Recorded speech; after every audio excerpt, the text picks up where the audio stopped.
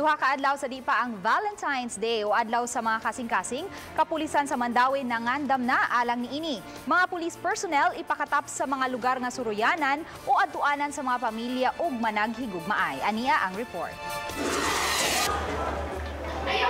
Sa Mandaue City Hall, subsub na ang preparasyon alang sa Valentine's Day.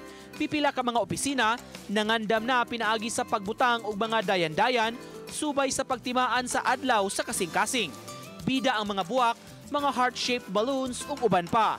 Sa ilang bahin, ang Mandaue City Police Office nangandam na sab alang ning maong adlaw. Gihigpit ang deployment sa ilang mga personnel sa mga lugar nga suruyanan, sama sa mga malls, restaurants ug uban pang mga establishmento. Police visibility ang mas gikinahanglan gyud nga ato ang mga pulis iladlad nato sa streets and also sa mga places of convergence.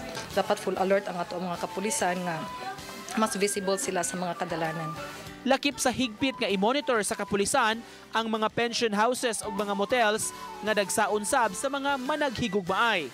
Kini aron masiguro nga hapsay ang kasaulugan sa maong adlaw. Makita nato sa mga nangaging mga katuigan during sa Valentine's Day nga daghan ng mga maglinya. So mao na to prevent lang jud sa mga awayan or mga traffic.